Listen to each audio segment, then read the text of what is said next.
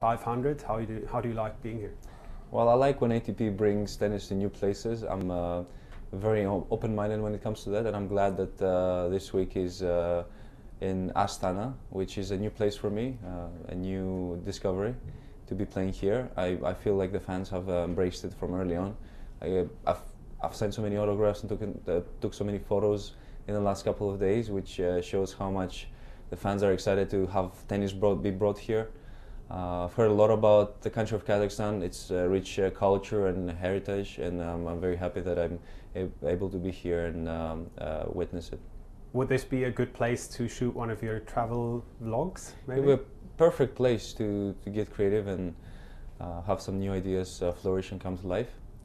I feel like the culture is very different to what I've been exposed in some other trips of mine. It has something very special to it. The language is actually very unheard. I've never heard it before, which makes me kind of open up my ear a bit more. I've tried to go around to see as much as I can. I didn't have the opportunity to fully get the whole Astana experience yet, but the architecture and the buildings that I've been able to see around the city so far are quite impressive. Are you someone who prefers changes, or do you like your routines? I can get adjusted and acclimatized to both. Mostly, I do like changes. I like for my eye to see and experience new things, because it can get quite monotonous sometimes to be exposed to the same things over and over again. So I'm definitely in for the change of scenes and environment. Yeah, as you said, I mean, the tour can get quite samey because you're obviously going to the same tournaments. That's what I like about the ATP so much, that they got a little bit more creative here, brought tennis to these new countries and new cities that haven't been exposed much on the ATP tour, and I think it's a great initiative. It's a great idea to be doing that more frequently and often. So after Laver Cup, you woke up with a very special racket in your bed, I think it was. Yes, I found it in the street somewhere. No way. And can you tell us the story? What was behind that? Look, Roger was an idol of mine growing up, and it would have been wrong if I didn't do something or got something from his last match. I did ask. I came to Roger and said, Roger, it would mean the world to me if you could give me a racket of yours. I could frame it in my house, you know. I've been following you since I was 3 years old, and to be able to share that with you is extremely special to me. And I hope you don't mind, you know, to give me that piece of your identity to me. And obviously he agreed. He was very nice, and I sleep with it from time to time. It's so emotional to have him gone. You know, I was not prepared for that. It all happened too quick. Did you cry as well? I was crying a lot that night, but the most surprising to me was how emotional I was the morning after.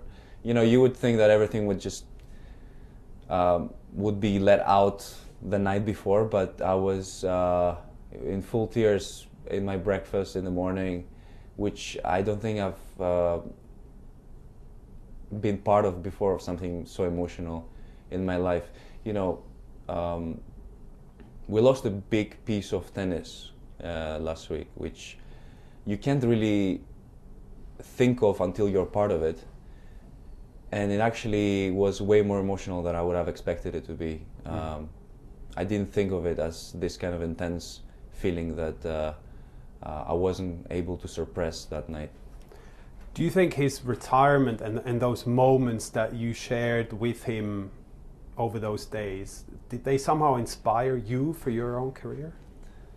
Yes, absolutely. Yeah, you see all the beautiful moments go by. I think that's what you take from the most when you have such a beautiful, amazing retirement like Roger. I don't think it would have been any better to be able to share this with his teammates and with the tennis community. So it was a beautiful thing to kind of witness. I wish one day my retirement could be close to that. I'm not thinking about it now, but after having spent so many years of hard work and dedication to the sport, having offered so much for sure it's an inspiration for me to head towards the same direction and give more around me. So I've been looking at your half of the draw and talked to some of the players that play in that half of the draw. Hurkacz said, for example, about you that the similarities between you guys are you're both pretty quiet guys.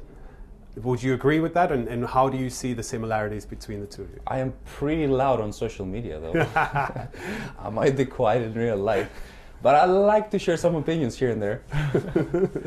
No, absolutely. I would say we're on the quiet side. Hubi is very down to earth. I would say he keeps everything to himself, and extremely talented as well. And what about Carlos Alcaraz? I mean, you've played him 3 times. How much do you want to play him again, or do you not? I do want to play him again. I didn't have my best career performances against him, I think. I've tried my best, obviously, with whatever tools I had at the time. Yeah. But I would be looking forward on playing him again and maybe showing a better result next time.